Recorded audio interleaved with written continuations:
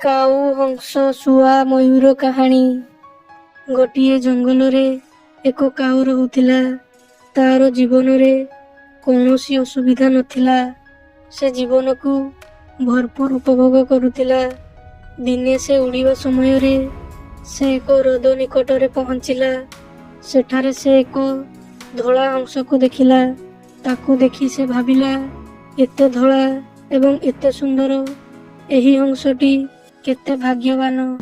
ହେଲେ ମୋତେ ଦେଖ, ମୁଁ କେତେ କଳା ଏବଂ ଅସୁନ୍ଦର।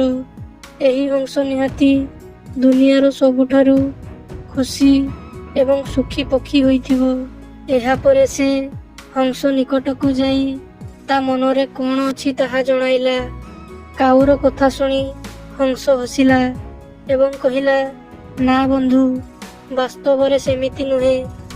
ଏହା ପୂର୍ବରୁ ମୁଁ ମଧ୍ୟ ଭାବୁଥିଲି ମୁଁ ଦୁନିଆର ସବୁଠାରୁ ସୁନ୍ଦର ପକ୍ଷୀ ଅଟେ।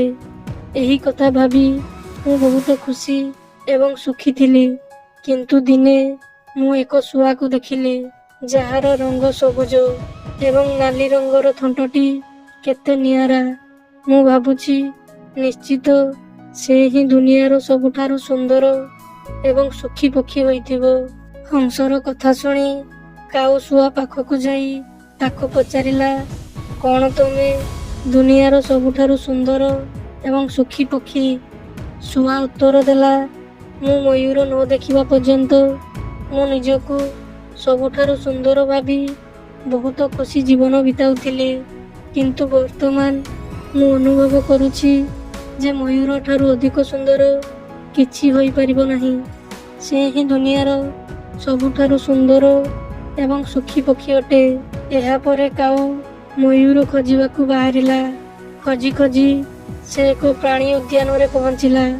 ସେଠାରେ ସେ ଦେଖିଲା ଯେ ମୟୂରକୁ ଏକ ପିଞ୍ଜରାରେ ତାଲା ମାରି ରଖାଯାଇଛି ଏବଂ ତାକୁ ଦେଖିବା ପାଇଁ ଅନେକ ଲୋକ ଏକତ୍ରିତ ହୋଇଛନ୍ତି ଏବଂ ସମସ୍ତେ ମୟୂରକୁ ବହୁତ ପ୍ରଶଂସା ମଧ୍ୟ କରୁଛନ୍ତି।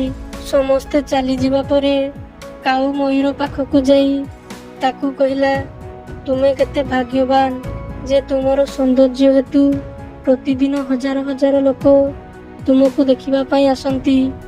ହେଲେ ମୋତେ ଲୋକମାନେ ସେମାନଙ୍କ ଆଖପାଖରେ ମଧ୍ୟ ଉଡ଼ିବାକୁ ଦିଅନ୍ତି ନାହିଁ। ମୋତେ ଦେଖିବା ମାତ୍ରେ ମୋତେ ତୋଡ଼ି ଦିଅନ୍ତି। ତୁମେ ଦୁନିଆର ସବୁଠାରୁ ସୁନ୍ଦର ଏବଂ ସୁଖୀ ପକ୍ଷୀ ଅଟ। କାଉର କଥା ଶୁଣିବା ପରେ ମୟୂର ଦୁଃଖୀ ହୋଇଗଲା। ତାପରେ ମୟୂର କହିଲା, ମୋର ସୌନ୍ଦର୍ଯ୍ୟ ପାଇଁ ମୁଁ ମଧ୍ୟ ଗର୍ବିତ ଥିଲି। ମୁଁ ଭାବୁଥିଲି ଯେ ମୁଁ କେବଳ ଏହି ଦୁନିଆର ନୁହେଁ, ବରଂ ସମଗ୍ର ବ୍ରହ୍ମାଣ୍ଡର ସବୁଠାରୁ ସୁନ୍ଦର ପକ୍ଷୀ ଅଟେ। ତେଣୁ ମୁଁ ବହୁତ ଖୁସି ଥିଲି। କିନ୍ତୁ ମୋର ଏହି ସୌନ୍ଦର୍ଯ୍ୟ ଦିନେ ମୋର ଶତ୍ରୁ ପାଲଟିଯିବ ମୁଁ ଭାବିନଥିଲି। ଖୋଲା ଜଙ୍ଗଲରୁ ଦୂରରେ ମୁଁ ଏବେ ଏହି ପ୍ରାଣୀ ଉଦ୍ୟାନରେ ପିଞ୍ଜରା ଭିତରେ ପଡ଼ିଛି। ହେଲେ ତୁମେ ଗୋଟିଏ କଥା ଜାଣିଛ, ତୁମେ ହେଉଛ ଦୁନିଆର ସବୁଠାରୁ ସୁଖୀ ପକ୍ଷୀ। କାରଣ ମୁଁ ଯେବେଠାରୁ ଏଠାକୁ ଆସିଛି ସେବେଠାରୁ ଦେଖୁଛି ଯେ କାଉ ହେଉଛି એકમાત્ર ପକ୍ଷୀ ଯିଏକି ଏଠାରେ ବନ୍ଦୀ ଅବସ୍ଥାରେ ନାହିଁ।